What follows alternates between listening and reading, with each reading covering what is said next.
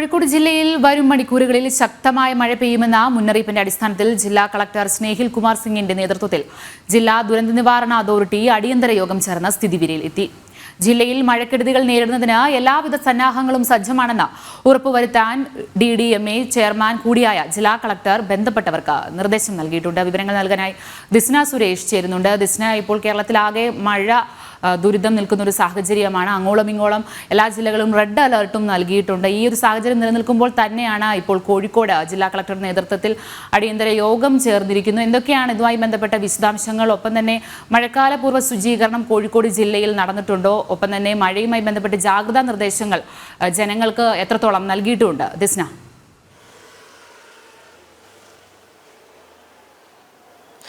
അഞ്ജന സൂചിപ്പിച്ചതുപോലെ കോഴിക്കോടിന്റെ നഗര തീരദേശ മേഖലകളിൽ മഴ ശക്തമായി പെയ്യുന്ന ഒരു സാഹചര്യമാണ് നിലവിലുള്ളത്. കൂടാതെ തന്നെ ഇപ്പോൾ മഴ കുറഞ്ഞിട്ടുണ്ടെങ്കിലും പെയ്ത ആ സമയത്തൊക്കെ തന്നെയും വലിയ ശക്തിയിൽ തന്നെയാണ് മഴ പെയ്തത്.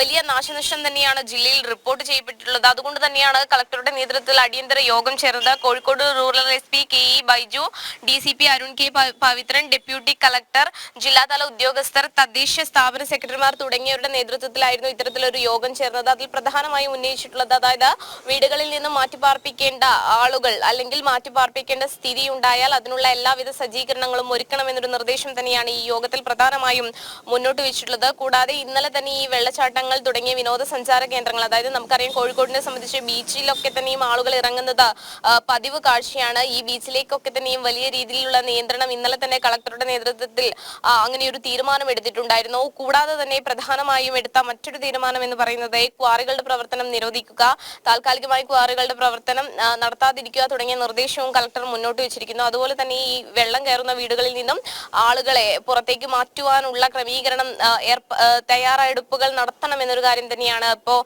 കളക്ടർ നിർദ്ദേശത്തിൽ നൽകിയിരിക്കുന്നത്. അതോടൊപ്പം തന്നെ ഈ പുഴയോരങ്ങൾ, കടൽ തീരങ്ങൾ തുടങ്ങിയ സ്ഥലത്ത് താമസിക്കുന്ന ആളുകൾക്ക് ജാഗ്രതാ നിർദ്ദേശവും നൽകിയിട്ടുണ്ട്. അഞ്ജന. ശരി.